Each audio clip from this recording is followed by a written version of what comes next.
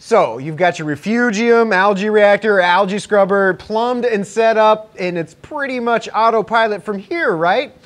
Well, it could be, but what do you do if your chaeto or macroalgae is hardly growing at all or even dying off? What if your Fuge reactor or scrubber is working too well and you can't keep any nitrate and phosphate in the tank? What if you didn't properly assemble your algae scrubber or reactor the last time and it starts a slow leak? How do you know when it's time to harvest or clean the algae scrubber? Well, these are only a handful of the possible issues you can face with a Refugium or macroalgae filtration system on your tank, but today I'll show you how to solve them with your Neptune Apex. Hey guys, Randy here with BRStv's guide to mastering your Neptune Apex controller, where we show you how to use the Apex to improve your equipment's performance and avoid a ton of inevitable issues that all reefers face. Today we're talking Refugiums, macroalgae reactors, and algae scrubbers, some pretty common issues that come with them, and a few more that might have been off your radar as possible issues in the first place. So using your Apex's monitoring alerts and notifications, we'll find out how to solve those issues or help you stay more in tune with your Fuge, reactor, or scrubber in ways you probably haven't thought of, like how to know when it's time to harvest or scrape the algae, what to look for when your chaeto is dying or really isn't growing much at all, how to help tune your algae filtration if it's working too well or not keeping up, and more. All of that starts the moment you connect your Fuge Lite, algae reactor, or scrubber to your Apex Fusion dashboard. So let's get that easy stuff out of the way by quickly setting up these algae filtration options on your Neptune Apex, starting with feed pumps for algae reactors and scrubbers. Then we'll dive into lighting for all three, Refugium, scrubber, and reactor. Because nearly 99% of reefers using an algae reactor or scrubber, myself included, will run the feed pumps pretty much 24/7. We're going to set them up to do just that, and also set them up for easy maintenance so you don't do what I've done many times before and forget to turn the feed pump back on afterwards. So with that, plug your feed pump into an Apex outlet, find that outlet's gear icon and rename it accordingly like I did, reactor pump.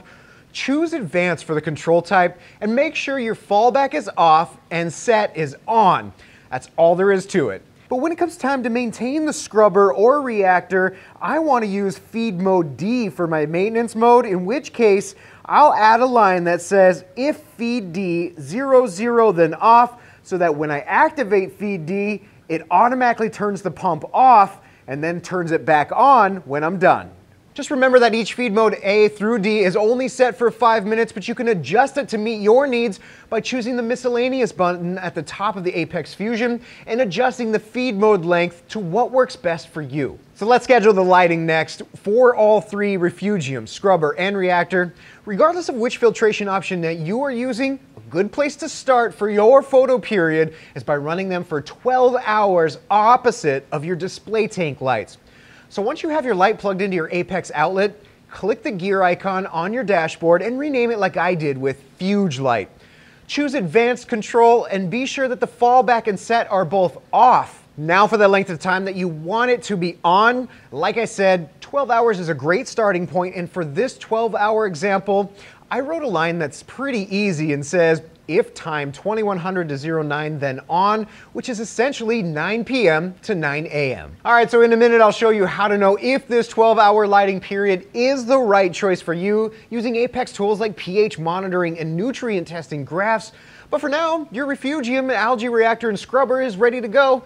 However, there is a bit more to it than just set it and forget it, because you want to make your Refugium smarter, safer, and easier to use, which you can do by asking yourself a series of what-if questions and then solving those before they happen. So what if your algae reactor or scrubber pump was accidentally turned off, or it died completely, meaning that your filter is not working at all and your algae inside is dying and polluting the tank?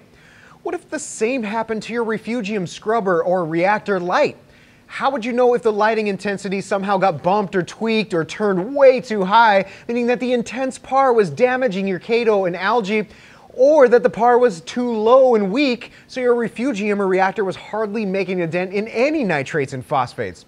The answer to all these questions is Neptune Power Monitoring. This is something we experienced firsthand on the BRS 160, and if we had power monitoring enabled on our Refugium light, we would have known the moment the intensity was accidentally changed. Instead, we were left scratching our heads as to why the chaeto was turning white and dying. But outside of lighting alone, power monitoring can also be a huge benefit to reactor and scrubber feed pumps, not only to tell you that they stopped working altogether, but actually could serve as an indicator when it's time to harvest the algae or scrape the scrubber, because as it gets clogged with more algae, the feed pump could slow down and draw less power than normal. So how do you set up power monitoring to nip these potential issues in the bud?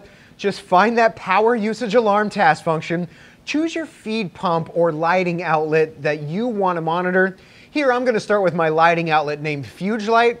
Choose the min and max wattage draw that you want to be alerted to and hit send. If you don't know your light or pump's normal operating wattages, just give the Apex a couple of days to monitor the power draw for you, and it will automatically suggest refined ranges.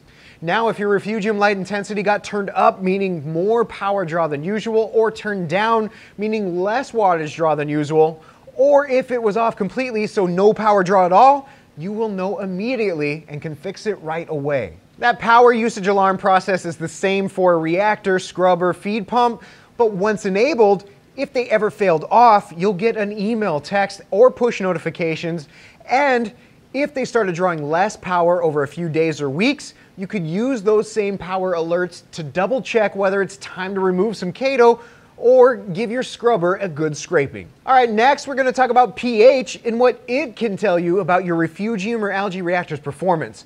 Like, how do you gauge whether your algae filtration is working the way it should be? Can you use pH trends as a backup tool to know if your light intensity or PAR is set too high, or if the lights are on too long or even stuck on to begin with? Can pH tell you if your Refugium PAR is too low or that you should consider increasing your lighting photo period? Can you use pH to know if you have enough flow through your reactor or fuge? The answer is yes. Trends in pH can serve as an indicator for these types of issues, such as if your pH is higher than normal during the day, could mean that your Refugium is still on.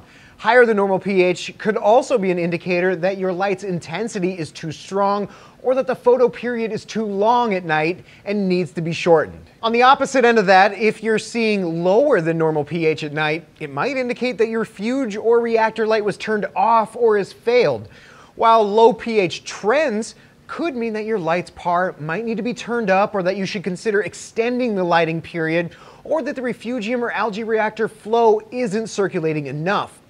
In some cases, you could even use pH trends to help you decide when it's time to harvest or pull out some chaeto. I will say that trends in nitrates and phosphates are likely a more accurate way of troubleshooting whether your Refugium, scrubber, or reactor is set up optimally.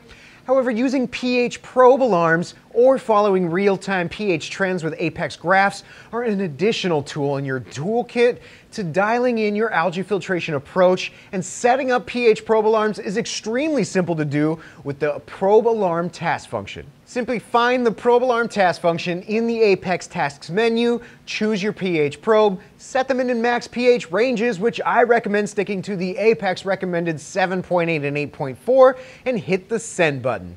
You'll now get pH alarms, which you could use to double check that something might need to be changed with your Refugium reactor or scrubber.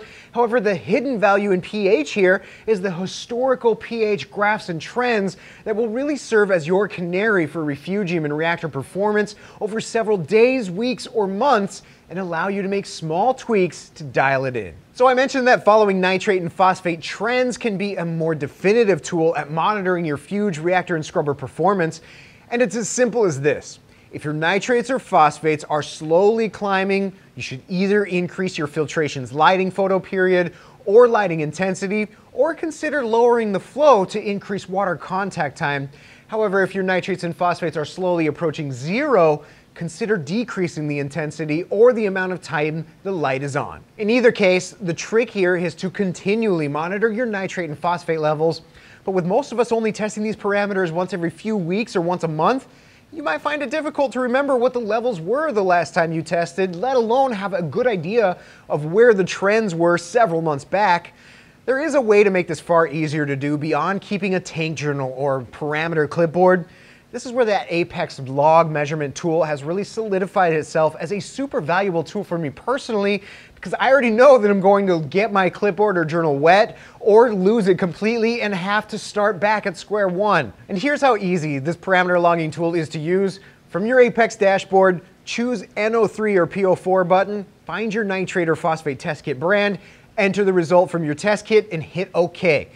You now have a visual graph representation of where your tank has been, and if you have older test results, you can even add those in by choosing advanced and backdating your test date before hitting the OK button. So here's an extra tip for you. If you make a mistake entering one of your parameters, just click the Show Measurements icon and edit or remove them. There's another gem on the Apex dashboard that I like to use to help me keep track of weekly, monthly, or even yearly tasks that I'm certain to forget, like scraping my algae scrubber every few days, or harvesting my chaeto in the reactor, or even that biannual deep cleaning of the Refugium chamber, which we all know can get extremely dirty and filled with detritus and fish waste. That tool is the Apex calendar, and this one's pretty self-explanatory. Just click on the calendar icon tile, enter the task title and a little description if you need, choose your reoccurring frequency and choose a start date. Now from your Apex Fusion home screen, you'll see a little calendar icon telling you that you have a task to complete, and when it's done, hit the checkbox and wait till it pops up the next time. We still got a couple more Apex tools to explore to help make your reactor, Refugium, or scrubber safer and smarter, one of which I definitely wish I had implemented before running my algae scrubber. But before we get into that, let's talk about how flow plays into tuning your algae reactor or scrubber performance. Too low of flow could lead to some slow growth or even dying algae in your filtration, because the algae needs to flush away the photosynthetic byproducts and essentially refuel its growth with more nutrient-rich tank water. So how do you know if you've got the right flow feeding these reactors and scrubbers? How do you know if they get clogged or if your algae has overgrown the filtration system, causing the flow to slow down significantly? In combination of that feed pump power monitoring that we set up earlier, the more advanced tool here for the job is the Flow Monitoring Kit FMK and flow sensors attached to the outputs of your feed pump lines.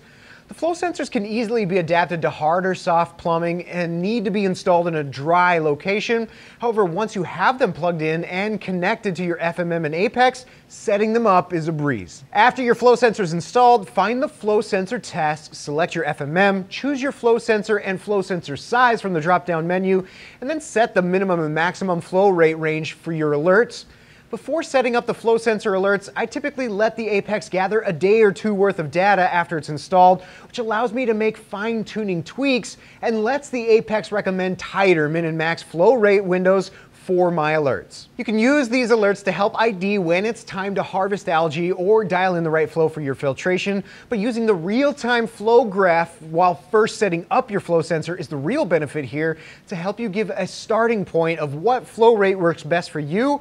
And you can find that graph by pulling down the flow sensor graph from the unused tiles and use it to make fine adjustments, set your desired flow rate first, then come back to the flow sensor task to set the ranges. Okay, so raise your hand if this has happened to you before. You open the tank cabinet or stand and there's standing water inside.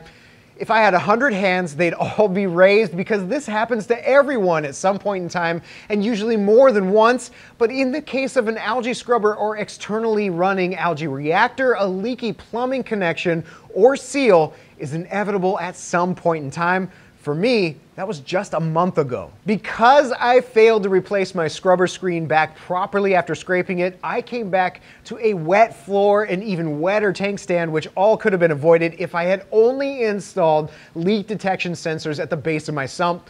So because I don't want you to have to go through the same gut-wrenching experience, I'll share with you how to add some leak sensors to your Apex to know the instant water isn't where it's supposed to be, and even have that notification text or email trigger your scrubber or algae reactor feed pump to shut off. If there is one extremely valuable Apex accessory I think every last tank should have on it, it's the leak detection kit and the leak sensors, and setting them up again is extremely simple to do using the LDK task function.